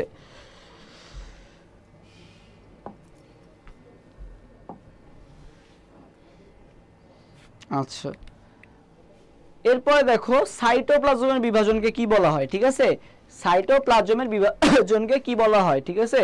সো দেখো ক্যারিওকাইনেসিস, ক্যারিওকাইনেসিস মানে কি বলতো নিউক্লিয়াসের বিভাজন, ঠিক আছে, ক্যারিওকাইনেসিস মানে কি নিউক্লিয়াসের বিভাজন। আর তাহলে ক্যারিওকাইনেসিস মানে কি নিউক্লিয়াসের বিভাজন, আর দুইটা বিভাজন হয়, নিউক্লিয়াসের বিভাজন আর হচ্ছে কি সাইটোপ্লাজমের বিভাজন। সো নিউক্লিয়াসের বিভাজনকে বলা হয় কি ক্যারিওকাইনেসিস, আর সাইটোপ্লাজমের বিভাজনকে কি বলা হয় সাইটোকাইনেসিস, সাইটোপ্লাজমের বিভাজনকে কি বলা হয় সাইটোকাইনেসিস, সাইটোপ্লাজমের বিভাজনকে কি বলা হয় সাইটোকাইনেসিস। আচ্ছা, স্লাইকার কমেন্টটা কে কে করছে দেখি, মহুয়া সুলতানা কমেন্ট করছে স্লাইকার, সিলভি কমেন্ট করছে স্লাইকার। আচ্ছা, বাকিরা সবাই আর্টের সি অ্যান্সার দেওয়াতেই ব্যস্ত। ওকে,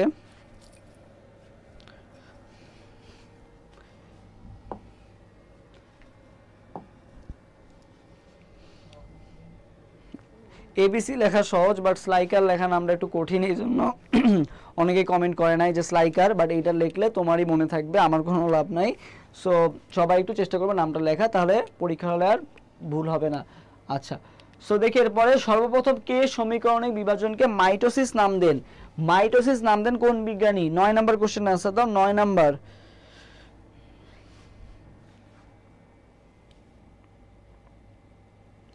মাইটোসিস নামকরণ কে দিছিল, পড়াই আসছি ফার্স্টে যে ওয়াল্টার ফ্লেমিং, ঠিক আছে, সর্বপ্রথম কোষ বিভাজন লক্ষ্য করছিল ওয়াল্টার ফ্লেমিং। মাইটোসিস নামও দিছিল কে বলতো, এই ওয়াল্টার ফ্লেমিংই কি করছিল মাইটোসিস নাম, মানে তোমার হচ্ছে কি করছিল নামকরণও করছিল মাইটোসিস, প্লাস হচ্ছে সর্বপ্রথম কোষ বিভাজন লক্ষ্য করছিল কে এই ওয়াল্টার ফ্লেমিংই।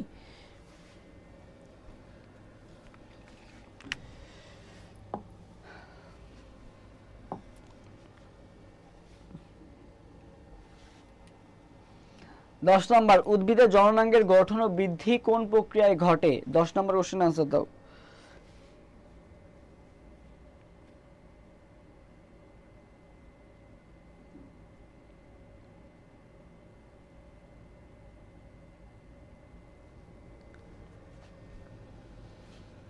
দশের এ। আচ্ছা, তো দেখো এখানে জননাঙ্গের গঠন আর বৃদ্ধি, আমরা জানি যে জনন কোষ সৃষ্টি বললে হচ্ছে মায়োসিস হয়, বা জননাঙ্গের গঠন এবং বৃদ্ধি কোন প্রক্রিয়ায় ঘটে মাইটোসিস প্রক্রিয়ায় ঘটে। কোন প্রক্রিয়ায় ঘটে মাইটোসিস। কোনো কিছুর বৃদ্ধি বললেই কি হবে, বৃদ্ধি কথাটা থাকলেই কি হবে সব সময় মনে রাখবা মাইটোসিস হবে, ঠিক আছে, বৃদ্ধি বললেই কি হবে মাইটোসিস হবে। তাহলে 10 এর আনসার কোনটা হবে, 10 এর আনসার হবে এ নাম্বারটা, 10 এর এ, 10 এর এ।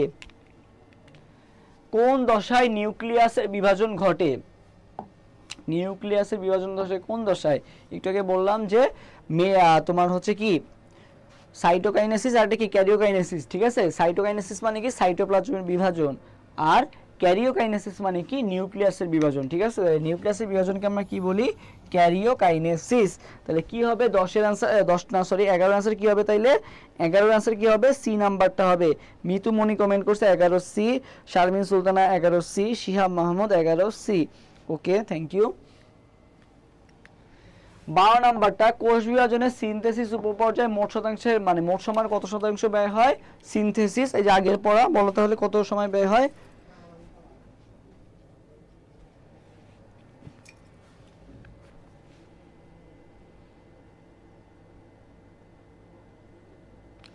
বারো হচ্ছে কত সময় 30 থেকে 40, 30 থেকে 50, কত 10 থেকে 20, তাহলে এটা ছিল সিনথেসিস মানে কোনটা এস উপপর্যায়, ঠিক আছে। এস উপপর্যায় না বলে কি বলা হয়েছে সিনথেসিস উপপর্যায়।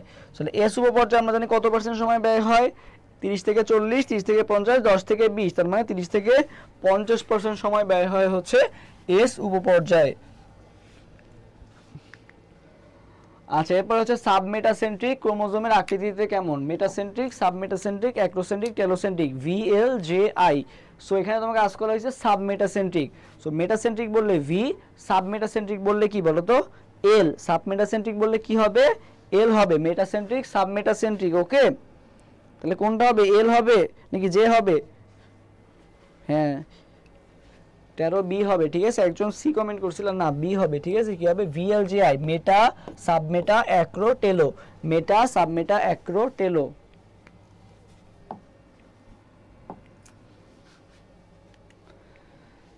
মাইটোসিসের কোন ধাপে, দেখো এটা কত ইউনিভার্সিটি আসে, জাহাঙ্গীরনগর D 17, 18, তারপরে Comilla university 14, 15, Dhaka university 16, 17, Rajshahi university 12, 13, ঠিক আছে। 4টা বছর আসছে এই কোশ্চেনটা, মানে 4টা জায়গায় আসছে এই কোশ্চেনটা। সেটা হচ্ছে কি মাইটোসিসের কোন ধাপে নিউক্লিয়ার মেমব্রেন ও নিউক্লিয় ওলাসের পূর্ণ বিলুপ্তি ঘটে আর কি। ওকে, সো 13 নম্বর কোশ্চেনের आंसर দাও 13।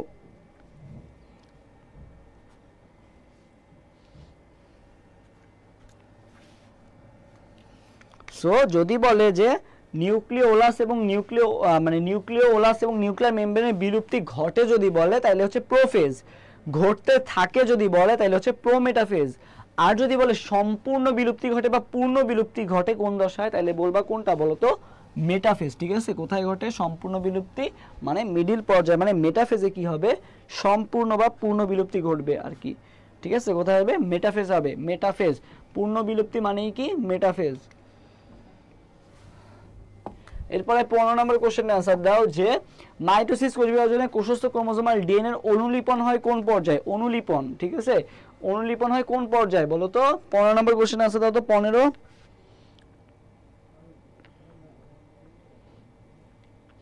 এরপর 15 নম্বর কোশ্চেনের आंसर দাও যে 15 आंसर কোনটা হবে যে মাইটোসিস কোষ বিভাজনের কোষস্থ ক্রোমোজোমাল ডিএনএ এর অনুলিপন, ঠিক আছে। ডিএনএ এর অনুলিপন হয় কোন দশায়, তোমাকে আজ করা হয়েছে যে ডিএনএ এর অনুলিপন হয় কোন পর্যায়ে।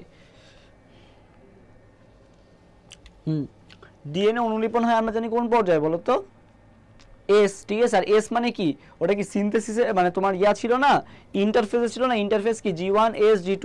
সো ইন্টারফেসে কি হবে আমাদের হচ্ছে ডিএনএ অনুলিপন ঘটবে কোথায় এই ইন্টারফেসে হবে। তাহলে 15 নম্বরের आंसर কোনটা হবে তোমার হচ্ছে এ নাম্বারটা হবে। এটা ইসলামিক ইউনিভার্সিটিতে আসছিল আবার জাহাঙ্গীরনগর D তেও আসছিল, মানে কোশ্চেন দেখছো রিপিট হইছে।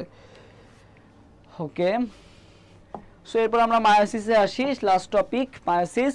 সো মায়োসিসের ক্ষেত্রে আমাদের যেটা জানতে হবে মায়োসিস 1 কে আমরা একটু দ্রুত আগাই। মায়োসিস 1 কে আবার কয়টা উপপর্যায়ে ভাগ করা যায় একটু কমেন্ট করে জানাও তো যে মায়োসিস উপপর্যায়কে কয়টা পর্যায়ে ভাগ করা যায়, মায়োসিস উপপর্যায়কে কয়টি পর্যায়ে ভাগ করে যায় আমাকে একটু কমেন্টে জানাও। কি কি দেখো সেই উপপর্যায়গুলো, leptotene, zygotene, pachytene, diplotene, diakinesis, ঠিক আছে। লেপ্টোটিন, জাইগোটিন, প্যাকাইটিন, ডিপ্লোটিন আর এটা কি বলতো ডায়াকাইনেসিস। এগুলো আমাদের পরপর জানতে হবে, leptotene, zygotene, pachytene, diplotene, diakinesis. Okay, so এগুলা কি হয় তোমার হচ্ছে কি মায়োসিসের উপপর্যায়। মায়োসিস উপপর্যায় কয়টা তাইলে 5টা, লেপ্টোটিন, জাইগোটিন, প্যাকাইটিন, ডিপ্লোটিন আর এটা কি বলতো ডায়াকাইনেসিস। তো এটা তোমরা ছন্দের সাহায্যে বা ট্রিক্সের সাহায্যে মনে রাখতে পারো। সো আমি যেভাবে মনে রাখতাম সেটা হচ্ছে লেজ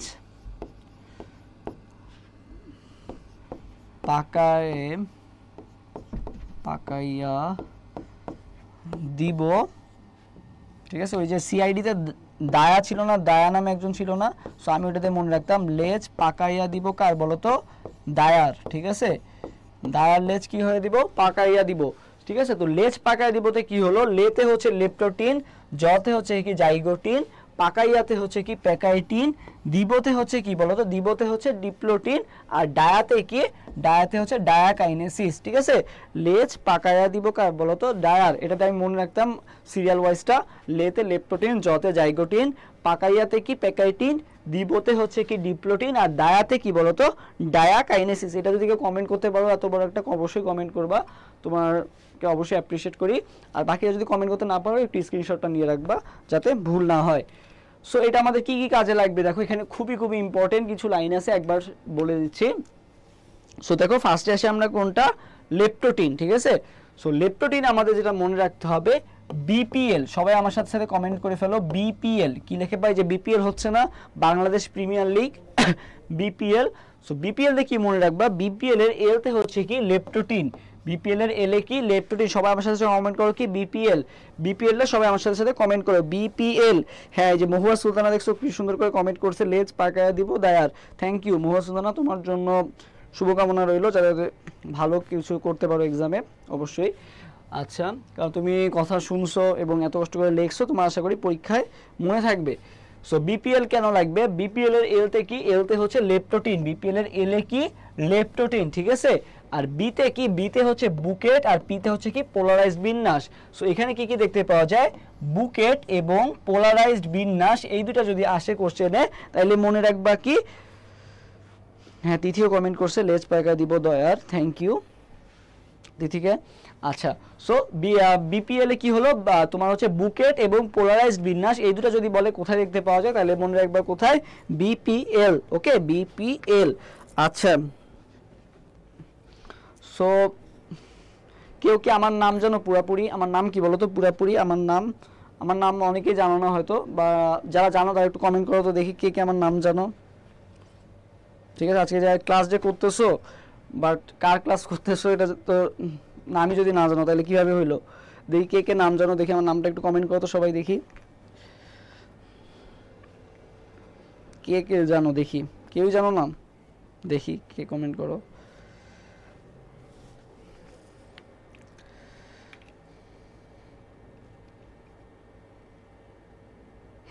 আচ্ছা, নাম লেখছো ঠিক আছে, বাট ভুল লেখছো আর কি, বানান একটু। আচ্ছা, তিথি কমেন্ট করছে, ওকে, পুরো নামটা। আচ্ছা দেখো, হ্যাঁ রাকা ঠিক কমেন্ট করছে। আচ্ছা, সো দেখো এই যে আমি যখন ক্লাস নিচ্ছি, ক্লাস কিন্তু অলরেডি শেষ। সো তোমার কি লাস্টে কি বলবো আমাকে, বাই। ঠিক আছে, মানে বাই দিয়ে তো বিদায় দিয়ে দিবা, তাই না? সো বাই কি বলবো বলো তো, আমার নামের শর্ট ফর্ম, মানে এত বড় নামটা তোমরা টাইপ করবে না, সানজিদ জাহিদ এত বড় নাম টাইপ করার দরকার নাই। সো তোমরা জাস্ট এস জেড কমেন্ট করবা। ঠিক আছে, কি কমেন্ট করবা, এস জেড। আর এস জেড কি বলবা, বাই এস জেড, কি বলবা, বাই এস জেড, কি বলবা, by S Z. Okay, by S Z, না সানজিদ জাহিদ, জেডে হচ্ছে মানে জাহিদে জেড। ওকে, জাহিদে কি জেড।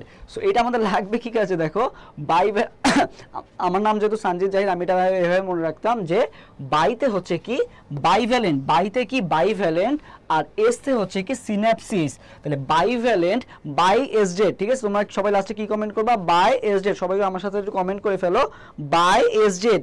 আচ্ছা, সঞ্জিদা সিলভিও অনেক বড় একটা কমেন্ট করছে, থ্যাংক ইউ কমেন্ট করার জন্য। লেপ্টোটিন লেস পাকা দিব দয়া, থ্যাংক ইউ। আচ্ছা, by S Z, by S Z কি হলো, বাইতে হচ্ছে বাইভ্যালেন্ট, এসতে হচ্ছে কি সিন্যাপসিস। তাহলে বাইভ্যালেন্ট আর সিন্যাপসিস কোথায় ঘটে, জেড তে কি বলতো, জেড তে হচ্ছে জাইগোটিন। ঠিক আছে, জেড থেকে জাইগোটিন। তাহলে বিপিএল এ কি ছিল, বুকেট এবং পোলারাইজ বিন্যাস লেপ্টোটিনে। আর বাই এস জেড এ কি হলো দেখো, বাইভ্যালেন্ট, এই যে বাইভ্যালেন্ট যেটা আছে, আমি একটু কালারটা চেঞ্জ করে নিই, এই যে বাইভ্যালেন্ট এবং কি সিন্যাপসিস যেটা আছে, বাইভ্যালেন্ট এবং সিন্যাপসিস কোথায় ঘটে বলতো, জাইগোটিনে ঘটে, বাই এস জেড। এটা একটু সবাই আমার সাথে কমেন্ট করবা, বাই এস জেড। তাহলে বাইভ্যালেন্ট এবং সিন্যাপসিস ঘটে হচ্ছে তোমার জাইগোটিন দশায়, এটা আশা করি মনে রাখবা। এটার ক্ষেত্রে কি ছিল, বিপিএল। আচ্ছা, এরপরে প্যাকাইটিনের ক্ষেত্রে মনে রাখবা, প্যাকাইটিনের ক্ষেত্রে মনে রাখবা হচ্ছে পকেট। প্যাকাইটিনের ক্ষেত্রে কি মনে রাখবা, পকেট। ঠিক আছে, পকেট। সবাই একটু আমার সাথে কমেন্ট করবা হচ্ছে কি পকেট, কি কমেন্ট করবা, পকেট। ঠিক আছে, সবাই আমার সাথে কি কমেন্ট করবা, পকেট। ঠিক আছে, পকেটে কি হলো, পকেটের পথে হচ্ছে কি বলতো, পকেটের পথে হচ্ছে প্যাকাইটিন, পথের পথে কি প্যাকাইটিন, আর কতে হচ্ছে কায়াজমা, কতে কি কায়াজমা, কতে কি কায়াজমা, আর টতে হচ্ছে কি টেট্রাড। এই কথাটা মনে রাখবা, কতে কি কায়াজমা এবং ক্রসিং ওভার, দুইটাই কায়াজমা এবং ক্রসিং ওভার এই দুইটা সংঘটিত হয় কোথায়? পকেটে, মানে পতে হচ্ছে প্যাকাইটিন, কতে কায়াজমা এবং ক্রসিং ওভার, আর টতে কি বলতো? টতে হচ্ছে কি টেট্রাড, টতে কি টেট্রাড। তাহলে কায়াজমা এবং টেট্রাড এবং ক্রসিং ওভার এই তিনটা জিনিস কোথায় সংঘটিত হয়? প্যাকাইটিন উপপর্যায়ে সংঘটিত হয়। পকেট কমেন্ট করতে বলছি। আচ্ছা, এই যে রাকি নম্বর কমেন্ট করছে, ও ঠিক আছে, বাট ইংলিশে কমেন্ট করলে পরীক্ষা হলে মনে থাকবে না। বাংলায় আমি যেগুলো পড়ছি পকেটের এগুলো সব বাংলায়, ঠিক আছে? পকেটের পতে কি প্যাকাইটিন, কতে কায়াজমা, আর টতে কি বলতো? টেট্রাড। তাহলে এইটা মাথায় রাখবা। এরপর আসি ডিপ্লোটিন, ঠিক আছে? এরপরে ডিপ্লোটিনের ক্ষেত্রে কি হয়?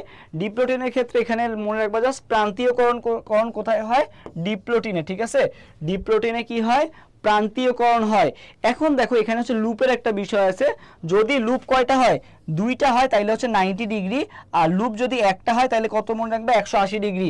সো এটা একটা চিত্র সাহায্যে মনে রাখতে পারো। দেখো মনে করো তোমার হচ্ছে এই যে একটা, এই একটা আর এই একটা, দুইটা মিলে একটা লুপ সৃষ্টি হলো, তাহলে কোণ কত ডিগ্রি হবে মাঝখানে? 180 ডিগ্রি হবে। লুপ যদি একটা হয় কোণ কত ডিগ্রি হয়? 180 ডিগ্রি হয়।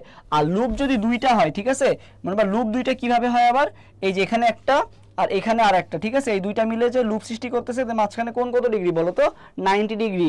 চারটা কোণের মান কত? 90 ডিগ্রি। সো এইভাবে মনে রাখবা যে দুইটা লুপ হলে 90 ডিগ্রি আর একটা লুপ হলে কত? 180 ডিগ্রি, ঠিক আছে? একটা লুপ হলে কত? একটা লুপ হলে 180 ডিগ্রি আর কি, ওকে? আচ্ছা, এরপর লাস্ট আছে হচ্ছে ডায়াকাইনেসিস। এরপর আছে ডায়াকাইনেসিস। সো ডায়াকাইনেসিসে মনে রাখবা কি এখানে কি হতে থাকে? মেইনলি প্রান্তীয়করণটা যেটা সেটা হচ্ছে কোথায় চলতে থাকে? এখানেও প্রান্তীয়করণটাও কি ফলতে এখানেও চলতে থাকে কোথায়? ডায়াকাইনেসিসে, ওকে? প্রান্তীয়করণটা এখানেও চলতে থাকে আর কি। আচ্ছা, সো এরপরে আর তেমন কিছু লাগবে না এখান থেকে। আচ্ছা, এরপরে দেখো আমরা ক্রসিং ওভার, এরপরে আসি আমরা হচ্ছে ক্রসিং ওভার টপিকটা। সো ক্রসিং ওভারটা কি হয়েছিল? ক্রসিং ওভারটা একজন ছিল, বুঝছো, থমাস নামে একজন ছিল, না থমাস নাম, তোমার মনে রাখতে হবে যে ক্রসিং ওভার। ক্রসিং ওভারটা কি দেখো, এই যে আমরা হচ্ছে কি করি, এই যে রাস্তা ক্রস করি না, এই যে মনে করো একটা রাস্তা, ঠিক আছে? এই যে একটা রাস্তা, আচ্ছা এই যে একটা রাস্তা, মনে করো এই যে একটা রাস্তা তুমি কি করতেছো? ক্রস করতেছো, ঠিক আছে? তো এই রাস্তা ক্রস করতে গেলে কি করো? যে তুমি হচ্ছে এই যে থামাও, হাত দিয়ে থামাও, এই যে গাড়ি সামনে আসো না, আমি এখন রাস্তা পার হবো আর কি, গাড়ি একটা জোরে আসতেছে, তাও তুমি কি বলতেছো? হাত দিয়ে বলতেছো কি থামতে হবে, ঠিক আছে? তো এরকম আর কি সব গাড়ি কি থামবে? যদি একটা রানিং গাড়ি আসে থামবে না তো, তাই না? তো এরকম কি করছিল, এরকম হাত দিয়ে থামাতে গেছিল, থামে নাই, ঠিক আছে? যার ফলে কি হয়েছিল? পরে কি হয়ে গেছিল? মরে গেছে আর কি, ঠিক আছে? তো কি হয়ে গেছিল? মরে গেছিল। তো কি করতে গেছিল? থামাতে গেছিল। থামাতে যে কি করতে গেছিল? থামাতে গেছিল। কি করতে গেছিল? গাড়িটা থামাতে গেছিল। ক্রসিং ওভার করতে যে কি করতে গেছিল? থামাতে গেছিল। কি দিয়ে থামাতে গেছিল? হাত দিয়ে থামাতে গেছিল, মানে হ্যান্ড, ঠিক আছে? হ্যান্ড দিয়ে থামাতে গেছিল। পরে থামাতে পারে না, পরে কি হয়ে গেছে? মারা গেছে, ঠিক আছে? মরগান, ঠিক আছে, মানে মারা গেছে আর কি। তাহলে থমাস হান্ট মরগান, ঠিক আছে? থামাতে গেছিল কি দিয়ে? হাত দিয়ে, মানে হ্যান্ড দিয়ে। আর তারপরে থামাতে পারে না, কি হয়ে গেছে? মরগান, মানে মারা গেছে আর কি, ওকে? সো থমাস হান্ট মরগান, একটু নামটা কমেন্ট করে ফেলো। সে কি করছে? ক্রসিং ওভার আবিষ্কার করছে।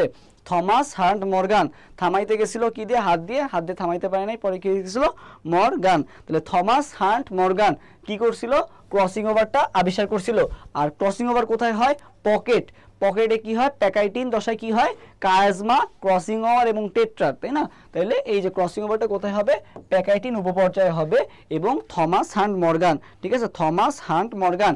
সবাই একটু মনে রাখবে, হ্যান্ড মনে রাখলেই হবে যে ক্রসিং ওভার করতে গেলে আমরা কি করি? হাত দিয়ে থামাইতে যাই বা হ্যান্ড দিয়ে ইউজ করে দিলে হ্যান্ড দিয়ে হান্ট আসছে কথাটা, ওকে? এটা মাথায় রাখবা। এরপর মনে রাখবা তিনি কত সালে এটা আবিষ্কার করছিল? 1909 সালে। কত সালে? 1909 সালে আবিষ্কার করছিল। আর নোবেল পুরস্কার পাইছিল কত সালে? 33 সালে। এই জিনিসটা মাথায় রাখবা। 9 সালে হচ্ছে তোমার হচ্ছে আবিষ্কার করছিল, আর হচ্ছে মানে ক্রসিং ওভারটা ধারণা দিছিল, আর 33-এ কি হয়েছিল? নোবেল পুরস্কার পাইছিল আর কি। আচ্ছা, এরপরে খুবই ইম্পর্টেন্ট একটা লাইন, সেটা হচ্ছে যে তোমার হচ্ছে নন সিস্টার ক্রোমাটিডকে ভাঙতে কে সাহায্য করে? Endonuclease enzyme. ভাঙতে হচ্ছে এন্ডোনিউক্লিয়াস, আর হচ্ছে জোড়া লাগাতে কোন এনজাইম? লাইগেজ। জোড়া লাগাতে কোন এনজাইম? লাইগেজ এনজাইম হচ্ছে কাজ করে। এই দুটো ইনফরমেশন মাথায় রাখলেই হবে আর কি। সো সবাই একটু আমার সাথে সাথে কমেন্ট করো তো যে ভাঙতে কোন এনজাইমটা সাহায্য করে? ভাঙতে কোন এনজাইমটা সাহায্য করে? এই এন্ডোনিউক্লিয়াস এনজাইমের নামটা সবাই একটু কমেন্ট করো। আচ্ছা, এরপর সবাই 16 নম্বর কোশ্চেনের আনসার দিয়ে দাও দ্রুত, যে বাইভ্যালেন্ট সৃষ্টি হয় মায়োসিসের কোন উপপর্যায়ে? এই যে একটু আগে শিখাইছিলাম, ওকে, এই যে আমার নাম দিয়ে শিখাইছিলাম, সবাই একটু আমার সাথে সাথে কমেন্ট করো। সেটা হচ্ছে যে বাইভ্যালেন্ট সৃষ্টি হয় কোন উপপর্যায়ে? বাইভ্যালেন্টটা সৃষ্টি হয়, এটা একটু আমার সাথে সবাই কমেন্ট করো। বাইভ্যালেন্ট সৃষ্টি হয় কোন উপপর্যায়ে? একটু কমেন্ট করো তো। হ্যাঁ, এন্ডোনিউক্লিয়াসটাও কমেন্ট করতে বলছিলাম, তিথি কমেন্ট করছে। সো বাইভ্যালেন্ট সৃষ্টি হয় কোন উপপর্যায়ে? বাই এসজেড দিয়ে পড়াইছিলাম তোমাদের, বাই এসজেড। সো বাইভ্যালেন্ট আর সিনাপসিস ঘটে কোন দশায়? জাইগোটিন দশায়। তাহলে অ্যান্সার কোনটা হবে? 16 অ্যান্সার হবে বি নাম্বারটা। হ্যাঁ, 16 অ্যান্সার কোনটা হবে? বি নাম্বারটা, না এ না, 16 অ্যান্সার এ না। এই যে এতক্ষণ পড়া আসলাম বাই এসজেড দিয়ে, তারপর যদি ভুল হয় তাহলে তো হবে না। বাই এসজেড, তাহলে কি হবে? 16 অ্যান্সার হবে বি নাম্বারটা। ওকে, মায়োসিস কোষ বিভাজনে কোন উপপর্যায়ে সিন্যাপসিস ঘটে? কি ঘটে? সিন্যাপসিস ঘটে। কি বলে? সিন্যাপসিস ঘটে কোন উপপর্যায়ে বলো তো? সিন্যাপসিস ঘটে কোন উপপর্যায়ে? সিন্যাপসিস। 17 নম্বর কোশ্চেনের আনসার দাও যে কোন উপপর্যায়ে সিন্যাপসিস ঘটে। এই যে বাই এসজেড এই ছিল কিন্তু, ঠিক আছে, এই দুইটা জিনিস শিখাইছি, দুইটাই কিন্তু আসছে। একটা আসছে 21-22-এ, আর একটা আসছে 22-23-এ, মানে পরপর 2 বছরই আসছে, 21-22, 22-23, ঠিক আছে। বাইতে কি ছিল? বাইভ্যালেন্ট, এটা আসছে কত সালে? এটা আসছে 22-23 সালে। আর সিন্যাপসিস এটা আসছে কোন সালে? এটা আসছে 21-22 সালে, তার আগের সালে আর কি। তাহলে বাইভ্যালেন্ট এবং সিন্যাপসিস আমার নামতে মনে রাখতে বলছিলাম। জেড তে কি বলতো? জাইগোটিন। জেড তে কি? জাইগোটিন। তাহলে কোনটা হবে? 17 অ্যান্সার হবে কোনটা? বি নাম্বারটা। 17 অ্যান্সার হবে কোনটা? বি নাম্বারটা। এরপর 18, প্যাকাইটিন উপপর্দশা এক্স আকৃতির অংশকে কি বলে? প্যাকাইটিনে কি ঘটে? প্যাকাইটিনে কি ঘটে বলো তো?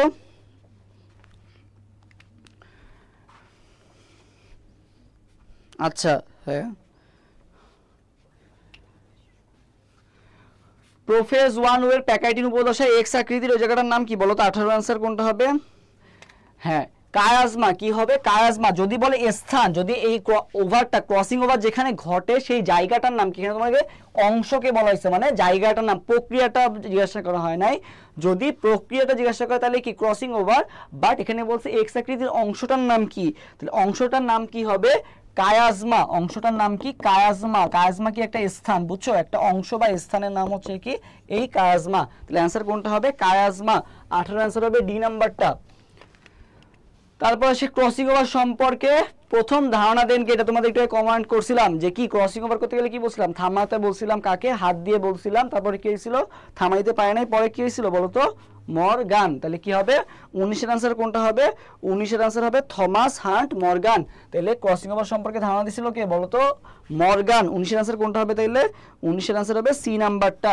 ওকে, মেন্ডেলের সূত্রের ব্যাখ্যা সম্ভব কোন বিভাজনের মাধ্যমে? মেন্ডেলের সূত্রের ব্যাখ্যা সম্ভব কোন বিভাজনের মাধ্যমে? একটু বলো তো। সো এটা হচ্ছে মায়োসিসের একটা, তোমার হচ্ছে একটা বেনিফিট, যে মায়োসিস আমাদের কোন ক্ষেত্রে লাগে। সো মনে রাখবা, মেন্ডেলের সূত্র ব্যাখ্যা করতে আমাদের কোনটা লাগে? মায়োসিস লাগে, ঠিক আছে। মেন্ডেলের সূত্র ব্যাখ্যা করার জন্য আমাদের কোন সূত্র লাগে? মায়োসিস লাগে। মেন্ডেলের সূত্র কোনটা? মায়োসিস। 20-এর আনসার কোনটা হবে? 20-এর আনসার হবে বি নাম্বারটা, মায়োসিস। এটা হচ্ছে মেন্ডেলের সূত্রের একটা কি বলতো, মানে সরি, মায়োসিসের একটা কি বলতো? বেনিফিট।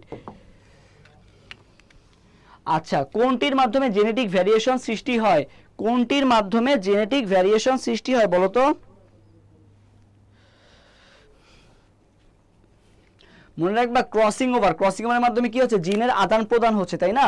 সো এই ক্রসিং ওভারের মাধ্যমে কি হয় তোমার, আচ্ছা সরি আগেরটা চলে গেছে। ক্রসিং ওভারের মাধ্যমে কি হয়? তোমার এই জেনেটিক ভ্যারিয়েশনটা সৃষ্টি হয়। তাহলে জেনেটিক ভ্যারিয়েশন সৃষ্টি হয় কিসের মাধ্যমে? ক্রসিং ওভারের মাধ্যমে কি হয়? জেনেটিক ভ্যারিয়েশনটা সৃষ্টি হয় আর কি। 21-এর আনসার কোনটা হবে? এ নাম্বারটা।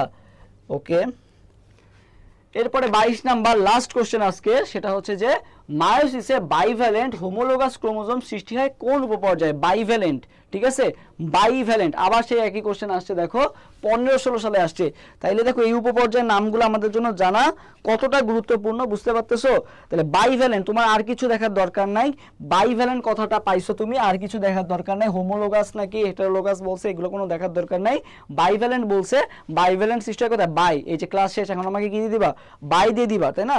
সো বাই মানে কি, বাই এসজেড বলছিলাম, তাহলে বাইভ্যালেন্ট কি হবে, সিন্যাপসিস। আর বাইভ্যালেন্ট কোথায় সৃষ্টি হয়, এই জাইগোটিন দশায় সৃষ্টি হয় কি। তাহলে 22 এর आंसर কি হবে, 22 এর आंसर হবে বি নাম্বারটা, 22 এর आंसर হবে বি নাম্বারটা। ওকে, সো এই ছিল আজকের মতো ক্লাস। সো কেমন লাগলো ক্লাসটা সবাই একটু আমাকে কমেন্ট করে জানাবে, এবং সব কিছু কি বুঝতে পারছো একটু কমেন্ট করে জানাবা যে হ্যাঁ ক্লিয়ার।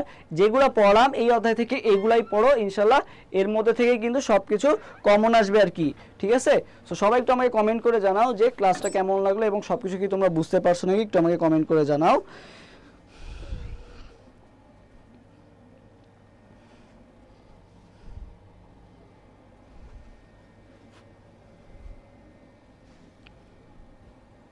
আচ্ছা,